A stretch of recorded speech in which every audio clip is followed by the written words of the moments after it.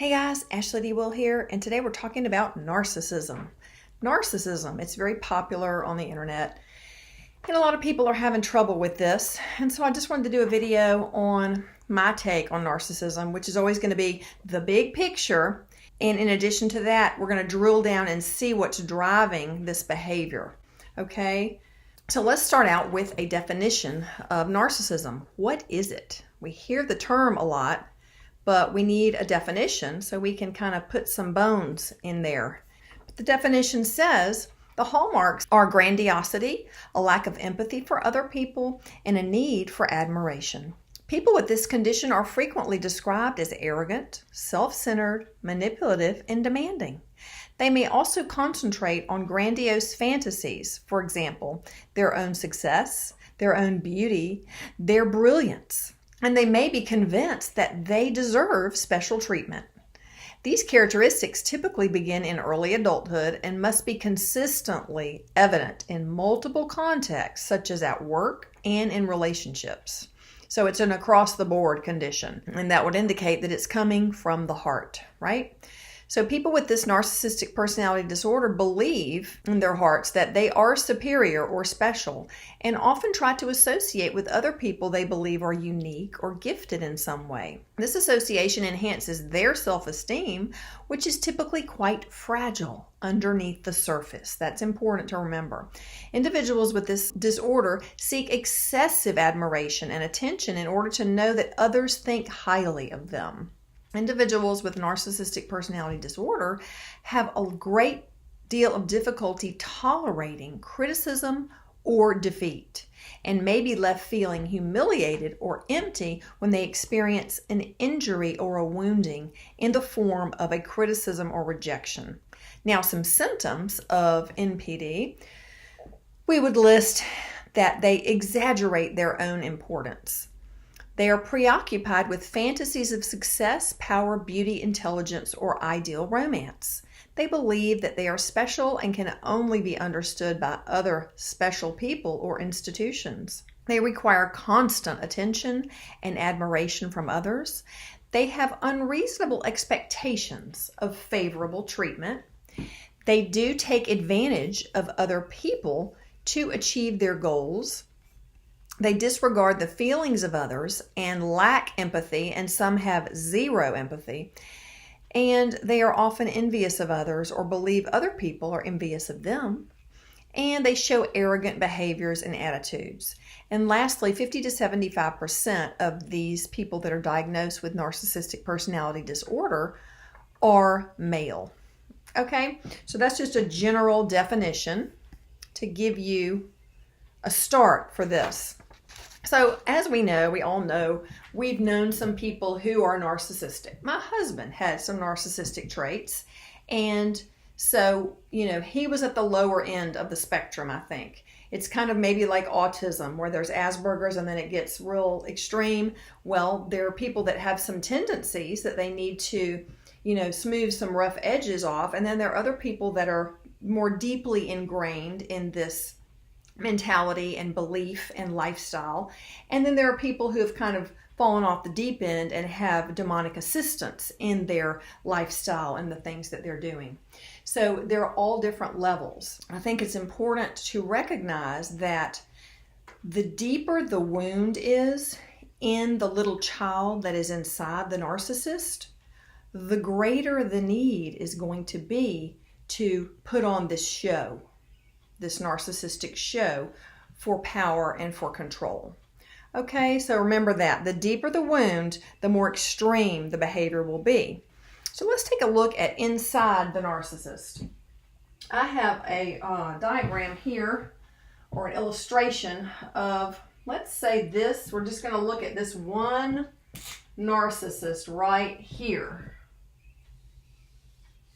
Okay. This is a man or a woman who exhibits all of those traits that we just went over.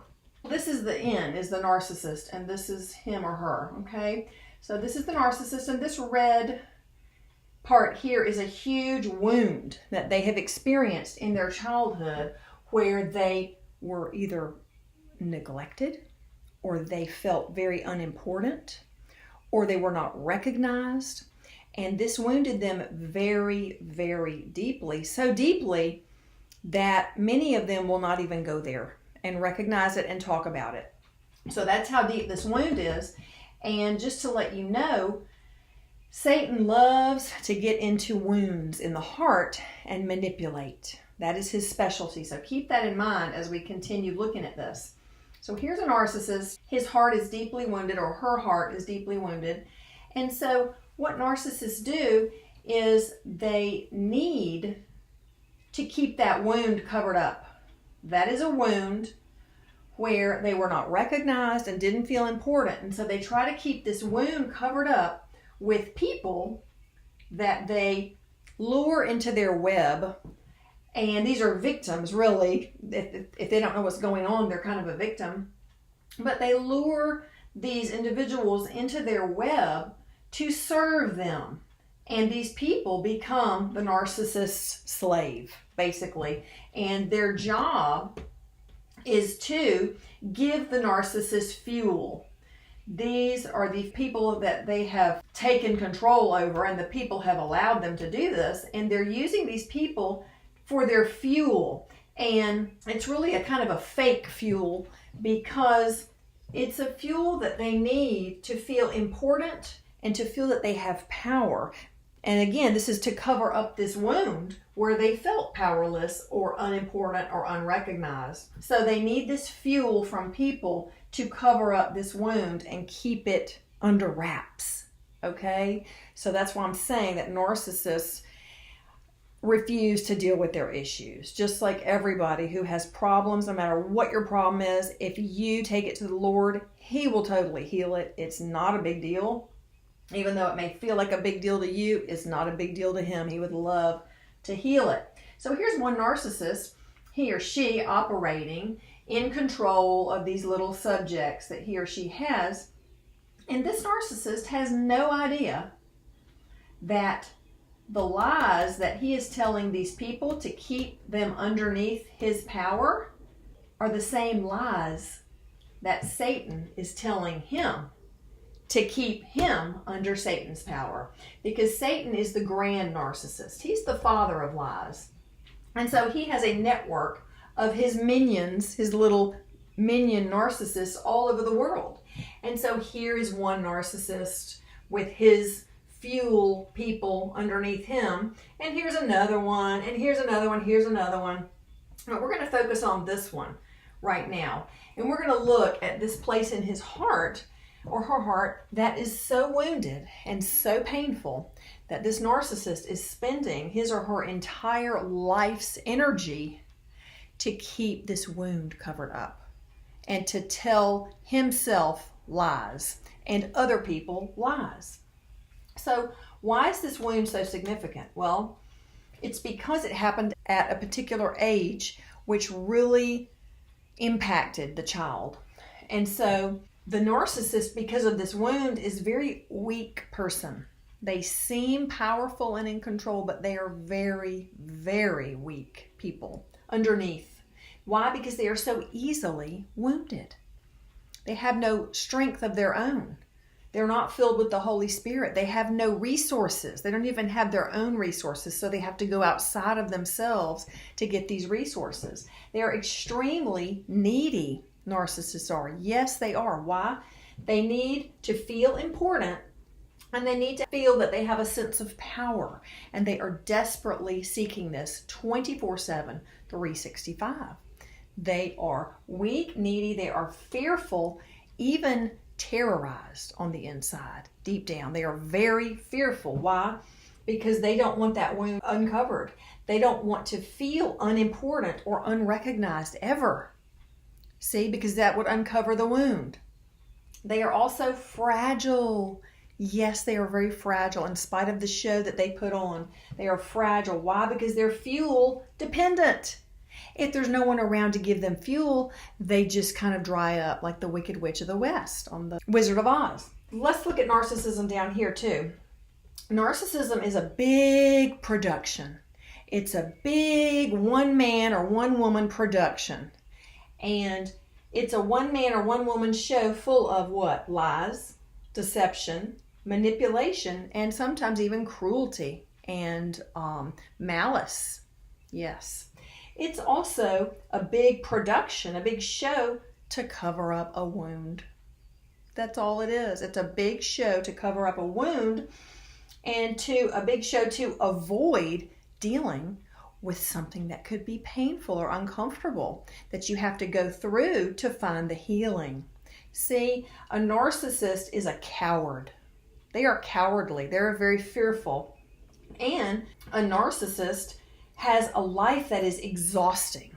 It is exhausting because they are always seeking this fuel from other people. And so it makes me tired just thinking about it. Another thing is the process of lies. Let's go over that. So we see Satan up here, the father of lies, and he originally in the whole genesis of the narcissistic personality disorder, Satan begins telling his victim or his minion lies at a very young age, and maybe they manifest when he gets to be more of an adult. However, and whenever he does it, Satan and his demons are telling lies to this narcissist. And the narcissist is actually a victim of Satan, and he doesn't realize it. He's a victim of Satan. So Satan is telling lies to the narcissist. The narcissist's mistake is that he believes the lies. Oh, gotcha. And then the narcissist lies to himself. Yes, he tells himself the lies that Satan and his demons are telling him. And he mistakenly thinks that these beings are honest or could actually help him in the long run or are actually telling him the truth. Gotcha. So the narcissist believes the lies of Satan and he lies to himself. Then the narcissist lies to others. See, this is what we're doing here. Satan tells the narcissist lies to these people under here. See? It's like a chain going down. And then these other people, the fuel that they need from these people, these people believe the narcissist lies, and these people lie to themselves because they believe the lies of the narcissist. So see how it's just a chain of lies? And as a result of these people believing the lies of the narcissist who believes the lie of Satan, these people are submitting to slavery. If you can't say no to a narcissist, you are a slave. You are a slave to that person. And that's why Christ came, to set us free from slavery, to sin. And so that's important to look at. Now, another thing, I did a video called Satanists Pose as Christians on my YouTube channel, and I think it is the one that has the most views. But if you look on there, you can watch that, and this is similar. What we're talking about here is similar to that video, and I'm going to tell you why in just a minute. But there is a standard operating procedure going on here, and it's called match and lead. All right? Standard operating procedure is called match and lead. And in the video, Satanists Pose as Christians, I explain how Satanists go online and they have these personalities and they pose as a Christian, but they're really not. They're posing as Christians to match the faith that the Christians have, but to lead them astray. Remember, if you just get off the target 1 degree, when you finally get to the target, you're going to miss it because you're missing the mark. You have to be on the mark, and the mark is Jesus Christ, okay, in his blood. So they use the same match and lead technique on Christians, and Satan is using this same match and lead technique on the narcissist, because Satan tells the narcissist, yes, I understand. You are important, aren't you? Satan matches the belief in the narcissist's heart, and then he leads him astray to stay under his influence and to bring people in and suck life out of them and make them go crazy. But they're choosing to submit to slavery.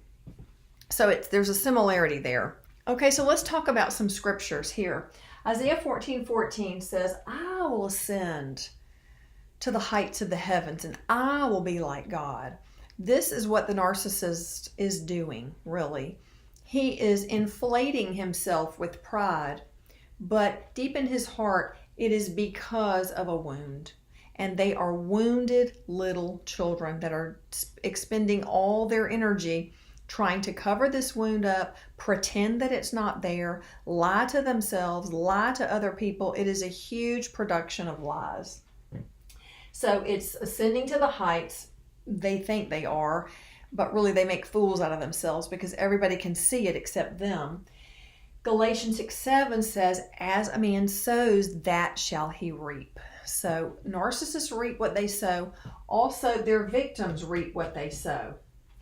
It's all part of the process here. And then John 14:30, Jesus was saying, I'm not going to be here that much longer. The prince of this world is coming, and he has nothing in common with me.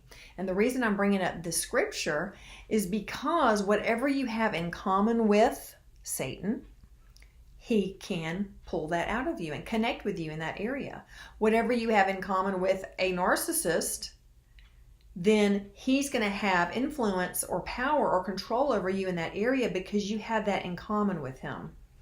And whatever the narcissist has in common with Satan, the narcissist will be used by Satan in that area. It's all connected. I hope y'all are seeing this. Satan is at the top. He's the father of lies. He has narcissists all over the world that believe his lies about Satan, about themselves, and about other people, and about God.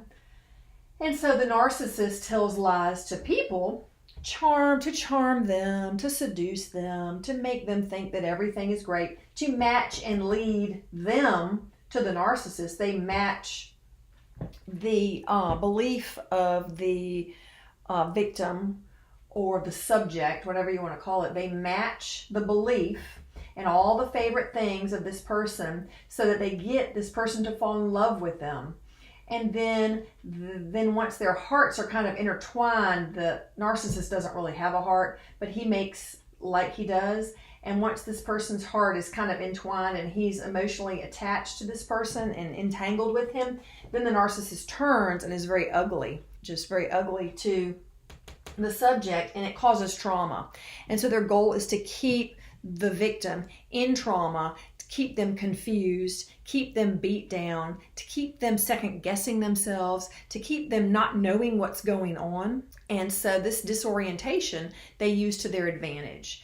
And so what they really, really need, though, more than anything, is the fuel from other people. And so this is what makes them so weak, is because they're so needy for this fuel. And the fuel is getting anything they can from people that they have caused to become subject to them, and people in the general population. They want to be admired. They'll take positive fuel. Oh, look at me. I'm so great. I'm so beautiful. I'm so intelligent. Aren't I so great? You know, come worship me is basically what the positive fuel is. And then the negative fuel is just the same. It's no different because they don't have empathy, remember? Or they have a lack of it or none of it, depending on how evil you go up the ladder. But these people that are slaves to them, the narcissist will manipulate them, cause them to become upset, maybe even scream and yell, have a fit, cry, be angry, whatever. It doesn't matter because the narcissist doesn't feel any empathy toward them, but they feel empowered that they can cause somebody to be that upset. Ooh, I must be important if I can make him cry. Or I must be important if I can manipulate this person and then, traumatize them with my words. I must be important. So it's all about keeping this fake curtain up of importance. And, I have all this power and I have all this control. But it's like the Wizard of Oz when Toto went up and he pulled the curtain back. And this guy was back there doing all the buttons and the gears and everything. And it was just a big show. That's all narcissism is. It's a big production of lies and really of nothingness. It has no use at all. It is just evil. And the saddest part is the narcissist is the one who is the most deceived. Why? Because he's living in this fantasy of power and of omnipotence when that itself is a lie, because he has submitted himself to the father of lies, and he actually believes his own lies and the lies that Satan's telling him. And he believes that even though the demonic spirits will feign to help him now and be his friends, they will show their true colors, their true faces, their claws and their teeth will come out once this narcissist passes into eternity. And the narcissist will experience all the horrors of hell that Jesus talked about. So is it really going to be worth it for the narcissist to spend, say you spend 80 years doing extreme narcissistic stuff and everybody thinks you're so hot? Well, guess what? In light of eternity, that's just a poof of smoke. It means nothing. All of eternity, you are going to be torn apart over and over again by those same claws and those same demons and those same teeth that lied to you all those years. And your body will form back together and they will tear you apart again. That is what hell is all about. It is about being tortured and tormented and reaping what you sow. So the question for any narcissists out there is, do you really want to reap what you sow? You're sowing now, and you're going to reap some of that. But you can always change what you're sowing to something else. And then what you've sown before will dry up. You'll eventually reach the end of reaping that, and you'll start to reap the good seeds. You'll start to reap the good seeds. So don't waste your time serving a loser. Big L loser right here, okay? Don't waste your time with him. He is a loser. He is defeated. Come to the King. Come to Jesus Christ if you are a narcissist and have victory. Have victory. There is no need to worship a loser. You have no business doing that. Come to the King and worship him, because it is written, Christ is risen. He is risen, and he is victor. He is absolute victor. Okay, so this is a little review on narcissism, how these people are just really weak and needy and hurting people, and they need healing. They need healing. And I pray that if any of you are struggling with narcissism, that you will reach out and get help. No matter where you are on the scale of just having some tendencies, or you're really deep into it, or you've even called on demonic assistance to build up your fake empire, wherever you are, it doesn't matter. You can reach out and get healing, and the Lord can set you free and put you on a good path where you're going to reap good things. Okay? So this is really a big issue for a lot of people. And if you are a victim of a narcissist, or you are subject to a narcissist like we talked about before, where you can't say no to that person, whoever it is, your boss, your parent, your spouse, your child, it doesn't matter, but you can reach out and get help too, because there's a place inside you that agrees with this narcissist. A place inside you that believes that, oh, I really am powerless. Or a place inside you that believes that I'm unloved, and the charm of this narcissist proves to me that I'm really lovable. See, there's all this enmeshment.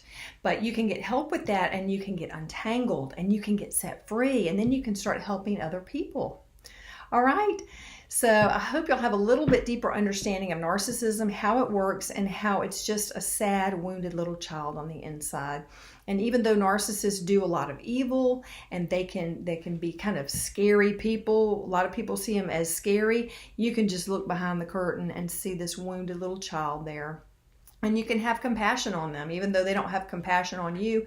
In your heart, you can see through the show and have compassion on them and use very strong boundaries. Okay, so you guys have a great day, and I'll see you soon.